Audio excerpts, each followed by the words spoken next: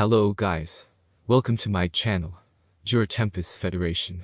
In our previous episode, we have seen the dungeon opening festival. If you have not watched the previous episode, I will put a link in the description below. To quick warning, this video contains spoilers from a light novel. But before we proceed further, please like, subscribe to my channel and hit the notification bell for further updates. In this video, we will see the next chapter after the festival. Now, without further delay, let's proceed further. On the last night of the festival, we made sure to go out with a bang, hosting a grand banquet.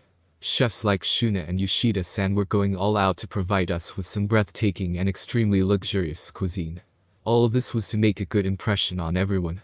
Perhaps some new relationships had sprouted over the past 3 days, since I could see nobles having a great time together. Unlike the first night, the mood at the banquet was a lot more relaxed. Right, except for Valdora, Ramrus, and Milim staying inside the labyrinth, people like Carrion, Free, and Midley all came to attend. Everyone was enjoying the night cheerfully. Trainee and the elves were also preparing dishes enthusiastically. I would have to show up with some dessert later on, as thanks. And the townsfolk were not idle either. Visiting merchants, adventurers, nearby farmers, and the town residents were all enjoying the food and drinks in harmony. None of the stores were charging service fees tonight. It was a rowdy scene with people drinking and singing all evening. Everyone seemed to have lowered their guard, monsters and humans alike, all were happily enjoying the night. We also had music at the scene, some people were singing along to the tune, and some others were dancing to the rhythm. It's a shame it's going to be over so soon. Starting tomorrow, everyone would be back to work. The thought of it made me sad yet excited at the same time. What a bewildering feeling. Even if I wasn't the only one thinking along those lines, everyone was enjoying the moment. Maybe this is what happiness looked long time. And just like that, the night quickly passed.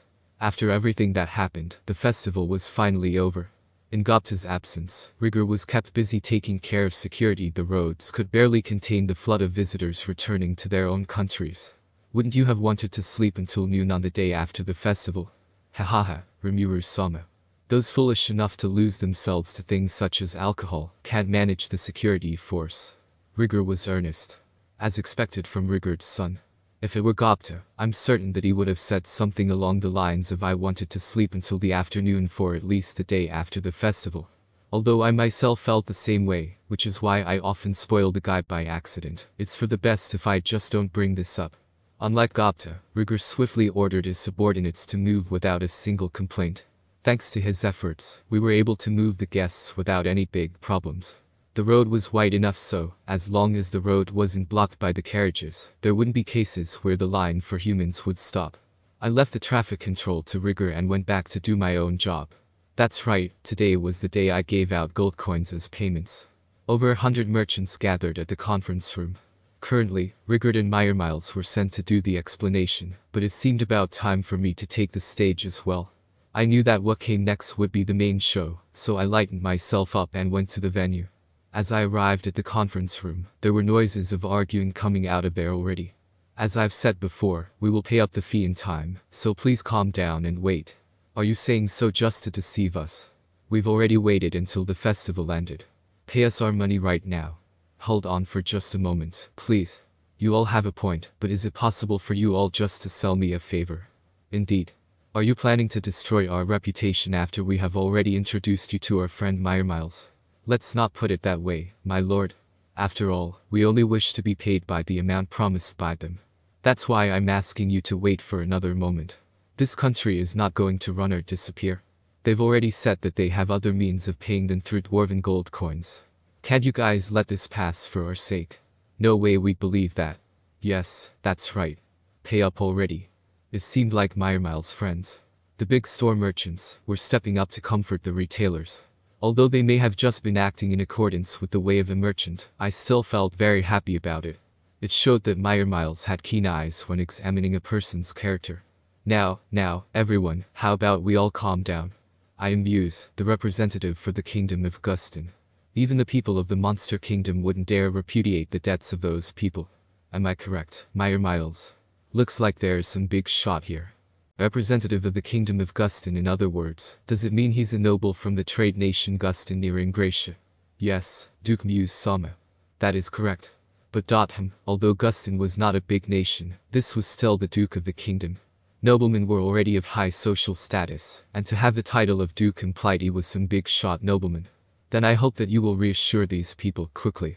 Let us proceed according to the international charter designed by the Western nations, and conclude the payment as soon as possible. Looked like Duke Muse was not only a powerful nobleman, but a gentleman in negotiation.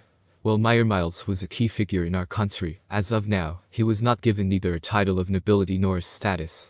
He was someone who was serving as my substitute and had only temporarily been given authority.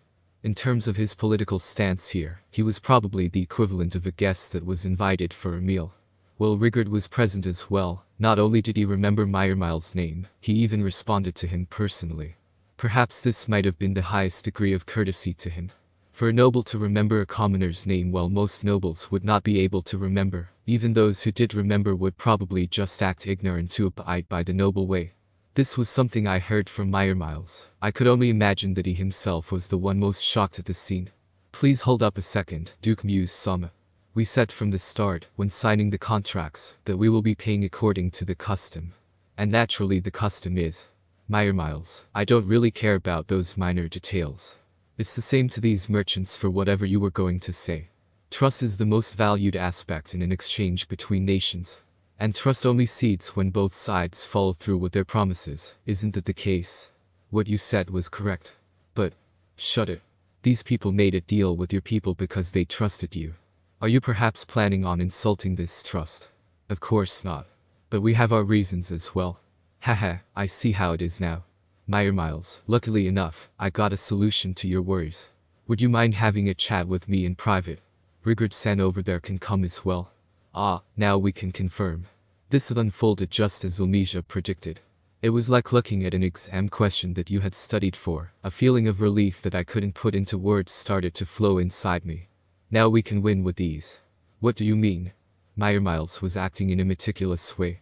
As expected from an experienced merchant, he was both bold and great at acting. Just like me, he had already realized the truth, yet he continued the conversation without a change in expression. I think the problem could have just been solved with our competent Miles alone. But if that were to be the case, I wouldn't be able to get over my anger. Well then, let's move out. There is no point in just listening here, so let's just quickly resolve this mess. Diablo pushed the door open with great force. There will be no need for that, I announced while entering the room. Benimaru and Xian followed. Diablo entered last and quietly closed the door. Have we kept you all waiting for too long? The arguing here just now sounded quite intense. Benimaru glared at the merchants as he finished.